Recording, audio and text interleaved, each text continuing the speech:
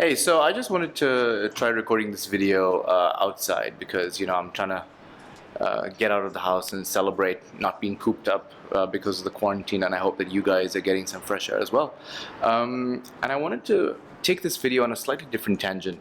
I wanted to focus on something a little more foundational. In my last couple of videos, we talked about clarifying your message, we talked about defining your purpose, we even talked about creating strategic goals.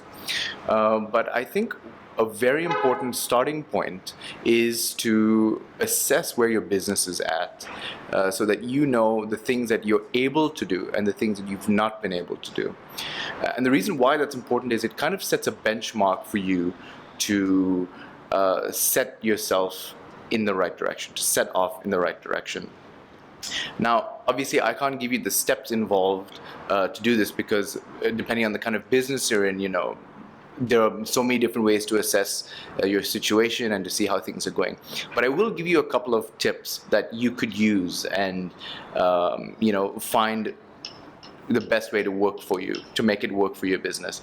The first thing you want to do is you want to have the right tools in place, whether you're tracking your finances, whether you're tracking sales, whether you're tracking clients, marketing initiatives, your HR, your production, whatever it is. There are tons of tools out there that you can use, from invoicing services to ERP to CRMs, all of the different acronyms that you need to track the information. And why this is important is because it gives you an overview of the things that you've done. It keeps a record, and most importantly, it's data that you can analyze.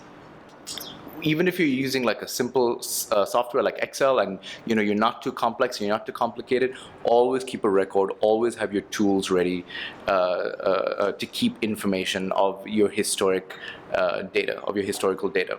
The next thing that you can do is actually get reporting on this information, whether it's through the software that you use or whether it's with a professional, whatever it may be.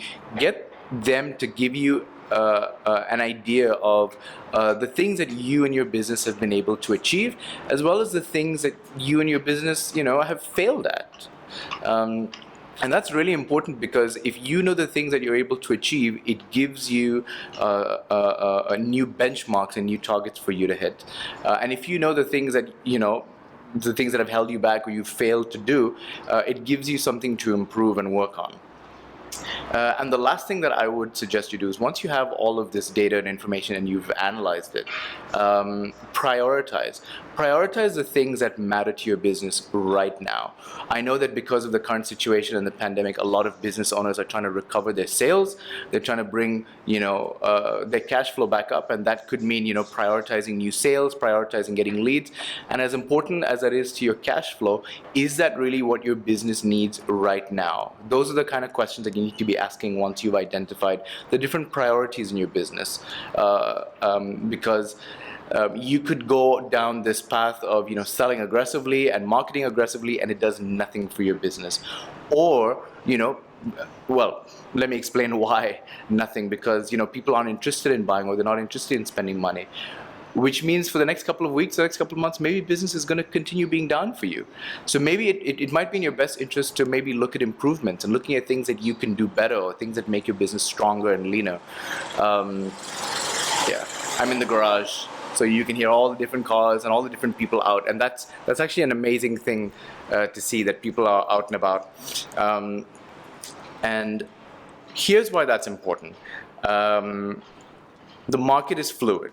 It's like water, right? It rises and falls. And you can either hold your ground and stand stay in the position that you're in and be anchored where you are. And all that's going to do is, it might keep you grounded when the water is calm. But the moment the storm arises, that big wave is going to come around, and it's going to just, crush you. It's going to completely take over. And this is where having a lean and agile and movable business is so important. And that's where the improvement side of it really comes into play.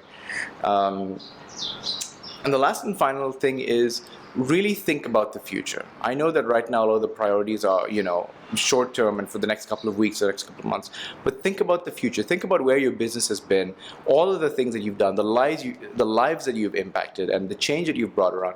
But at the same time, look at where you could go. Think of ways that you could pivot and make these some of your priorities and goals that you can add to your strategic objectives, that you can find purpose for, and you can clarify your message toward.